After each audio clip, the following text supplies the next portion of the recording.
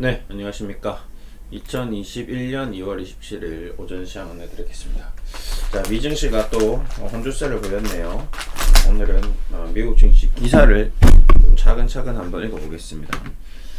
저는 이제 이 기사를 17년째 읽고 있으니까요.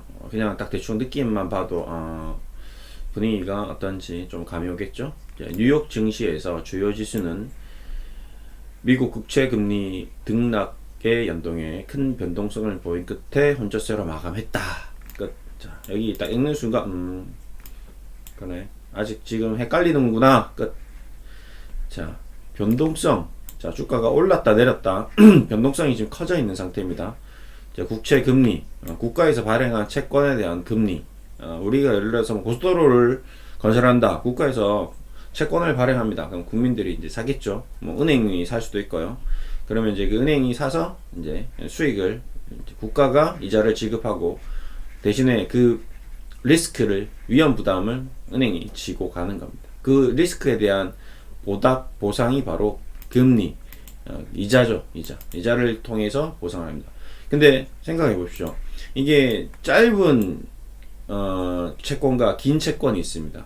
네, 우리 친구한테 돈을 빌려줍니다. 자, 내일 갚을 거야 하면 어떻게 되죠? 이자가 작죠? 그리고 안정성이 높죠? 내일 갚을 거니까. 1년 뒤에 갚을 거야. 야, 1년 뒤에? 그러면 이자를 좀 받아야 되겠는데? 1% 정도는 너무 작은 것 같은데? 그쵸? 그러면 한 3% 정도 줘야 될 것 같은데, 1년 뒤에 어떻게 될지 모르니까, 금리가 바뀔지 모르니까. 야, 1,000만원 친구가 빌려주는데, 그래도 3% 정도는 줘야 될 것 같은데? 그래, 그럼 줄게. 근데 그 친구가 1년 뒤에 없어지면 어떻게 해요? 리스크가 더 커집니다. 그래서 기간에 대한 리스크가 생기기 때문에 금리가 상승할 수밖에 없습니다. 그래서 장기금리가 높게 돼 있어요. 단기금리보다. 단기채는 금리가 낮고 장기채가 금리가 높게 됩니다. 근데 장기채가 단기적으로 예를 들어서 막 신용위기가 발생하려고 해. 글로벌 금융위기가 발생하려고 해. 그러면 단기채 금리가 더 높아지는 경우도 간혹 있습니다. 그러면 금리가 역전되는 현상이 생기는데, 이런 현상이 생기면 이제 주시장이 망가지는 거죠. 과거에 이제 코로나 때 약간 그런 현상이 있었습니다. 단기채와 장기채 역전 현상, 안 좋죠. 근데 지금은 이제 국채 금리, 국가에서 발행한 그 가장 안전하다는 생각해 보십시오. 친구가 안전합니까? 국가가 안전합니까? 돈을 빌리는 데 있어서. 돈을 제가 보자 생각해 보겠습니다. 자, 삼성전자가 회사에서 회사채를 발행합니다. 회사에서 채권을 발행하는 거죠. 자, 시스템 반도체 라인을 증설하기 위해서 삼성전자가 2%대로 회사채를 발행합니다. 반대로 아시아나항공, 지금 어떻게 될지 모르겠죠. 네, 아시아나항공은 좀 그런가요? 하나투어 한번 예를 볼까요? 하나투어 좀 예를 들기 좀 그런가? 지금 망하기 일보 직전인 회사 없나? 우리나라에 지금 어떤 회사가 망할랑 말랑 하고 있지?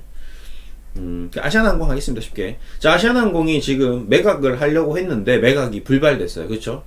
야, 코로나19 때문에 도무지 이 회사에 대한 이익이 나올 가능성이 안 보인다. 그래서 현대산업개발에서 인수를 하겠다고 했다가 위약금 물고 배산했습니다. 왜? 먹었다가 완전 회사 같이 망할 것 같아서. 나 오케이 못하겠다. 너 적자 너무 커. 지금 이러다가 너도 죽고 나도 죽고 다 죽겠다. 그래서 두 손 두 발 다 들었습니다. 그러니까 국가에서 야, 누가 인수할래? 대충 보니까 아무도 안 할 것 같아. 어떻게 해야죠? 그러면 대한항공 너네가 해라. 너네라도 해라. 너네라도 해야지.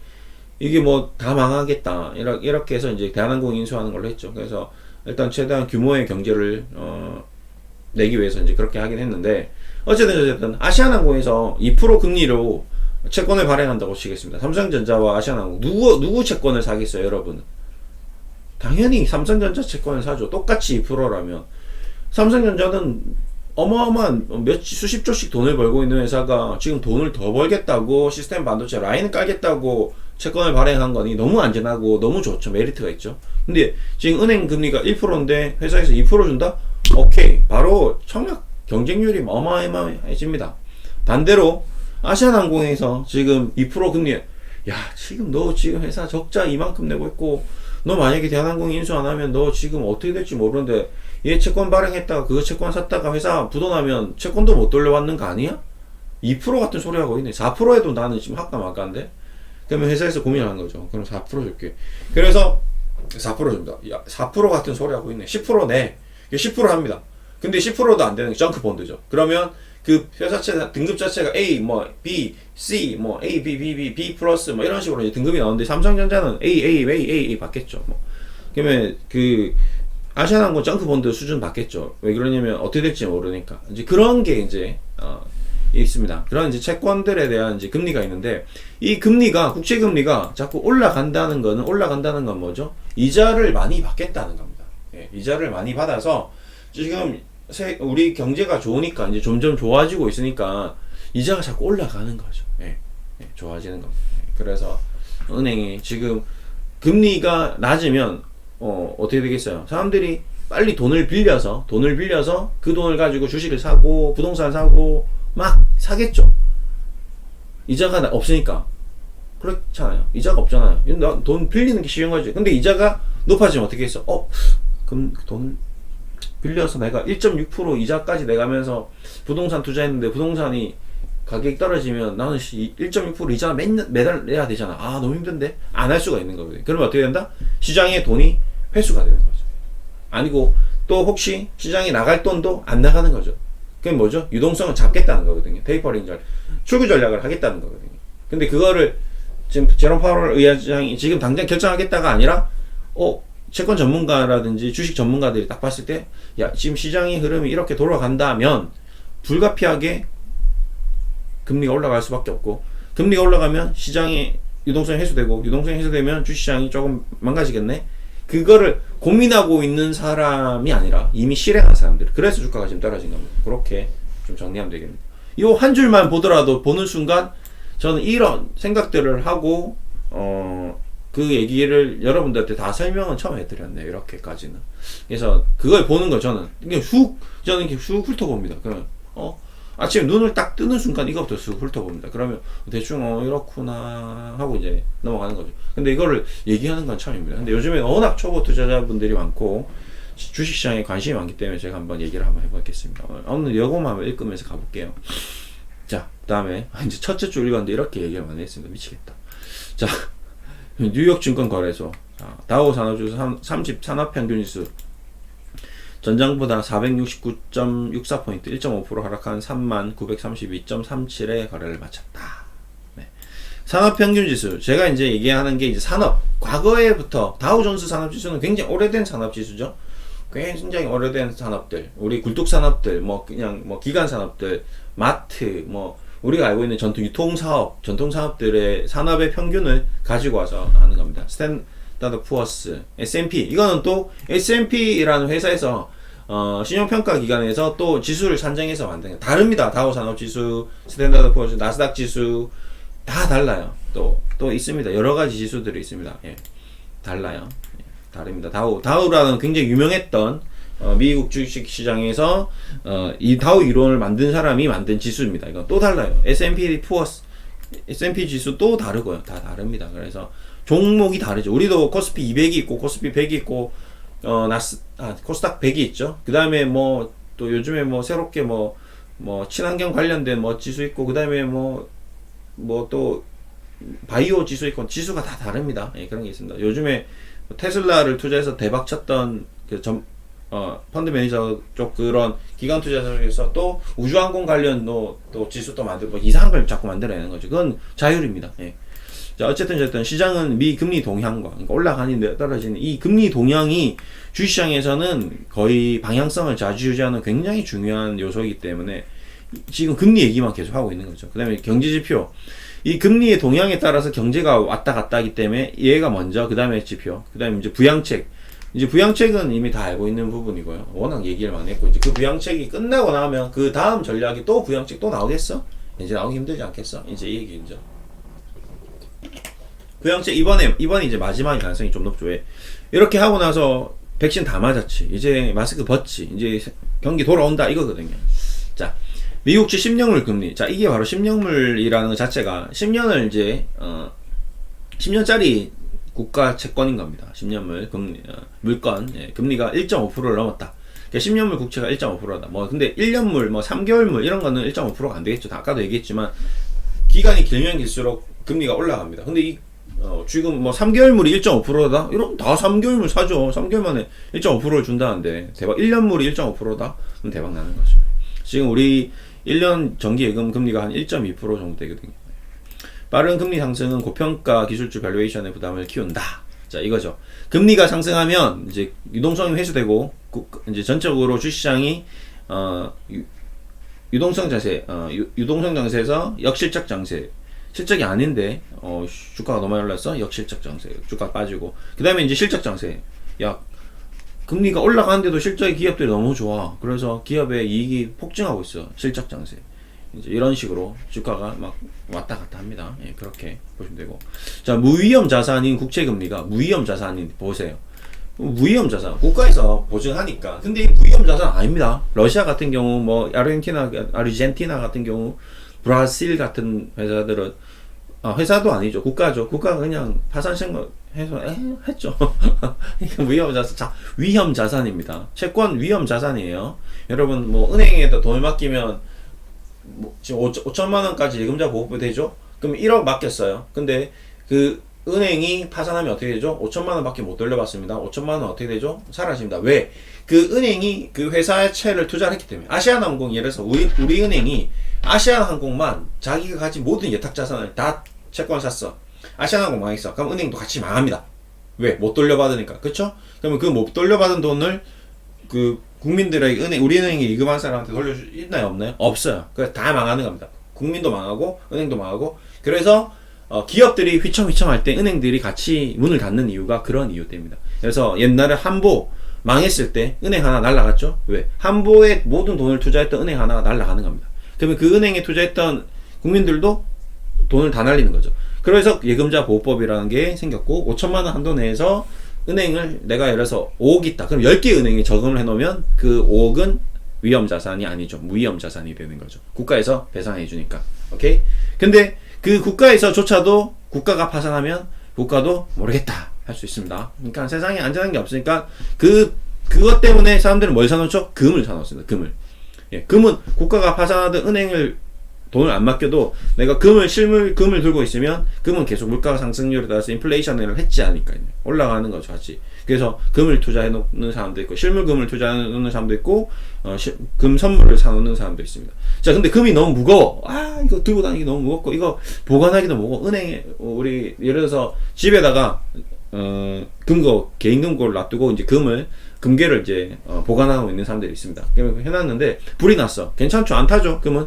그러니까 튼튼해. 오케이, 금. 그래서 금이 과거부터 지금까지 계속 굉장히 밸류가 높은 그런 자산 중에 하나입니다. 예, 알겠죠? 은행 그 다음에 주시장이 망가진다. 그러면 또 금이 올라갑니다. 예. 전 세계 주시장이 막 휘청휘청한다. 그러면 금까지 쭉쭉쭉 올라가는 거죠. 왜? 대체 수단이 없으니까. 그 다음에 또 저는 이제 좀 여러분들한테 하나 드리고 싶은 얘기가 다이아몬드. 예. 다이아몬드도 계속 가치가 올라가죠. 왜? 다이아몬드는 생산량이 어느 정도 조절이 되니까 한계가 있으니까 다이아몬드가 끊임없이 나오지 않죠. 그 다음에 또 가공하고 그 다음에 또 예를 들어서 유명한 워렌 버핏이 투자했던 그 티파니라는 회사 그 다이아몬드의 가치는 또 높죠. 그런 것들은 또 뭐라고 해야 되죠? 이동성이 쉽다고 해야 되나요? 만약에 이제 뭔가 전쟁이 터졌어 우리나라에서 그러면 금을 10억씩 들고 돌아다닌다 생각해 봅시다. 얼마나 멍청합니까? 그쵸? 근데 다이아몬드 10억짜리 1캐럿 3캐럿짜리 다이아몬드 하나 딱 사놓고 10억짜리를 딱 들고 미국 가면 바로 그거를 보증서 들고 가면 10억짜리 티파니니까 똑같이 티파니에서 나온 보증서를 가지고 10억짜리 다이아몬드 딱 하나 주머니 속에 넣고 전쟁 났을 때 미국 가서도 현금 바꿀 수 있는 거죠. 그래서 그 돈을 가지고 또 사업을 일으킬 수 있고 그렇기 때문에 부자들은 점점 이제 자산들이 어떻게 되죠? 주식 그 다음 주식도 이제 국내 주식이 아니라 해외 주식을 만들어서 투자를 해놨다. 그러면 그 해외 주식에 관련돼서 증서가 있다. 그러면 증서는 지금 찾기 좀 힘들겠지만, 그런 것도 좀 있고, 여러 가지 이제 대체 수단에 대해서 고민을 많이 하는 거죠. 아니면 그런 면에서 이제 비트코인이 뜬 겁니다. 자, 비트코인 내가 가지고 있어. 전 세계 어디 가서든지 비트코인을 쓸 수 있는 시대가 온다면, 이제 달러보다 더 가치가 높아지는 거죠. 그래서, 지금 시장에서 자꾸 비트코인 하는 겁니다. 이제 무슨 말인지 알겠죠? 돌아가는 게. 자, 그렇게. 와, 지금 이제 이거 했는데. 어쨌든 계속 얘기하겠습니다. 그래서, 이제, 고평가 기술주는 이제 무위험 자산 아니다. 그 다음에 배당 수익률. S&P 500 지수의 배당 수익률. 뭐 우리 주식을 사면 배당을 주죠. 이자를 준다고 생각합니다. 채권을 사면 이자를 주는 거고, 주식을 사면 삼성전자에서 돈을 많이 벌었어요. 그 번 돈에 대해서 1%, 2%, 3% 고맙습니다. 1년간 투자해 주셔서 고생하셨어요. 용돈 주는 거죠. 떡값 주는 겁니다. 이게 배당. 그러면서 국채 대비한 주식 투자 매력도가 감소했다. 왜? 보세요. 국채 금리가 올라갔으니까 배당 수익률이 1%인 회사와 국채 금리를 투자하는 것을 두고 기관 투자자들은 야, 배당 수익률보다 국채 금리가 더 높네. 그러면 주식 이제 팔고 채권 살까? 이런 얘기를 한다는 거죠. 근데 말이 안 되는 얘기인데요. 자, 그다음에 금리 상승은 경제 회복 기대를 반영한 측면도 있지만 상승 속도가 너무 가파르다. 또 이제 상승 속도죠. 문제는 천천히 점진적으로 올라가는 것이 아니라 가파르게 올라가는 거는 그러면 경제가 가파르게 회복되고 있다라고 또 해석할 수 있습니다. 이에 따라 금리 상승의 부정적인 측면이 한층 더 부각되는. 자꾸 부정적인 얘기를 기사를 이제 내니까, 근데 이 기자는 이 부정적인지 얼마나 부정적인지 정확하게 이해하는지 안 하는지 그것도 좀 점검해 봐야 됩니다. 정말 부정적인 것인지 아니면 경제가 살아나서 긍정적인 측면도 있는데 자꾸 부정적인 걸 강조하는 게 아닌가. 왜? 주가가 떨어졌으니까. 자, 기자들의 기사를 보고 그냥 고지고대로 들으면 안 됩니다. 그 내면에 있는, 이면에 있는 그 숨겨져 있는 뜻을 해석해야 됩니다. 그래서 부자들은 신문 한 편 쫙 읽고 나면 대충 경제 돌아가는 게 이제 그려지죠. 그러면서 신문 이면에 있는 기자들이 얘기하고자 하는 거는 자극적인 부분, 국민들에게 뭔가 기사와 가십거리가 될 만한 내용들 위주로 어필을 하지만 실질적으로 부자들은 그 신문을 읽고 그 뒤에 일어날 수 있는 그 다음 시나리오, 넥스트 스텝, 플랜 B, 플랜 C, 플랜 D를 작성하고 있는 거죠. 그래서 기사에 대한 내용을 딱 보는 순간 주식을 사야 되겠구나, 주식을 팔아야 되겠구나, 이런 거 합니다. 예를 들어서 코스피 지수가 연일 최저가, 신저가를 기록하고 있습니다. 도무지 전 세계 주식시장은 살아날 회복이 없습니다. 전 세계 대통령들은 긴급히 회동을 하고 있습니다. 주식 사야 될 때죠. 그렇죠? 근데 연일 주식시장은 사상 최고가를 경신하고 코스피는 3,600을 돌파하고 있습니다. 전 세계 글로벌 시장에 10%씩 지수 급등이 나오고 있습니다. 딱 보는 순간 주식 다 팔아야겠네, 이런 게 나오는 거죠. 자, 이날도 주요 지수들은 미금리 흐름에 연동하며 등락을 거듭하는 등 불안정한 흐름을 보였다. 미국채 금리 또 1.5% 넘었다가 1.4%까지 1.5%에서 1.4%를 왔다 갔다 하고 있는 이런 널뛰기 장세가, 금리가 0.1%가 움직인다는 건 굉장히 변동성이 큰 겁니다. 주가 1%가 움직이면 아무런 의미가 없는데 주가가 0.1% 움직였다고 아무도 신경 안 쓰잖아요. 근데 금리가 0.1% 움직이면 큰 겁니다. 금리가 장점. 왜 그러냐면 이 금리가 또 금리로 또 투자를 해요. 또 웃긴 게 환으로도 투자를 하고 금리 투자가 있습니다. 선물 시장에는. 근데 이게 또 막대한 자금이 움직입니다. 채권 시장에서는 우리가 상상할 수 없는 그런 엄청난 규모의 자금들이 움직이기 때문에 레버리지를 활용해서 하기 때문에 이 1%는 이 0.1%는 진짜 1%, 2%, 10%의 움직임이 느껴지는 체감 온도가 다릅니다. 우리가 여러분들이 느끼는 체감 온도와 실적으로 펀드 매니저들이 느끼는 체감 온도는 다릅니다. 그래서 금리가 장초반 이후 하락하면서 주가 지수도 반등하는 흐름을 보였지만 장 후반 금리가 저점에서 반등하자 지수도 다시 꼬꾸라졌다. 그래서 장중에 떨어졌다가 올랐다가 떨어졌다가 올랐다가 떨어졌다가 해서 마감했습니다. 미국 채심은 1.4%로 마감했네요. 결국에는. 네. 다만 전일 지난해 10월 이후 최대폭인 3.5% 이상 급락했던 나스닥은 이날 상승 상대적으로 강세를. 자, 이게 조금 저는 찝찝합니다. 자, 그동안 10월 이후에 장대 음봉이 떨어진 거죠. 그쵸? 3.5%라는. 근데 제가 생각하는 여러 차례 좀 얘기 드렸는데 저의 개인적인 생각은 장대 음봉이 한 5%대 나오면 그때는 진짜 주식에 대해서 비중을 한 절반 이상 줄여야 될 것 같아요. 지금도 이제 신호들이 하나 둘 나오고 있습니다. 저도 약간 간당간당한데 국내 지수도 어제 3% 이상 급락했죠. 자, 오케이, 무슨 이유인 거 간에 월말 윈도우 드레싱이든 간에 아니면 무슨 이유인 간에 주식시장이 그동안은 조금만 건드리면 3%씩 올라가던 주식시장이 지금은 금리라는 빌미, 아니면 미국 대통령이라는 빌미, 아니면 중국 경제라는 빌미, 무슨 빌미인지 저도 중요하잖아요. 여러분도 중요하지 않습니다. 중요한 것은 결과입니다. 무슨 말이냐? 그래서 결과적으로 뭐가 됐다? 나스닥 지수가 3.5% 떨어졌다입니다. 핵심은 오늘 기사의 핵심은 뭐죠? 오늘 기사의 핵심은 뭐죠? 그래서 뭔데? 결론적으로 뭔데? 나스닥 지수가 3% 올랐다. 다우 산업지수가 1% 떨어졌다. 그게 결론입니다. 예. 앞에 내용이 중요한 게 아니라 결론이 중요한 거예요.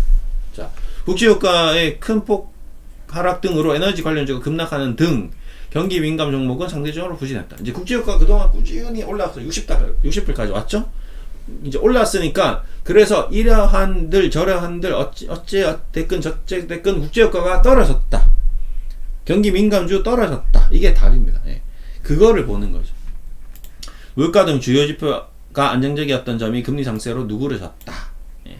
미 상무부는 1월 개인 소비 지출 전월 대비 2.4% 증가했다고 발표했다.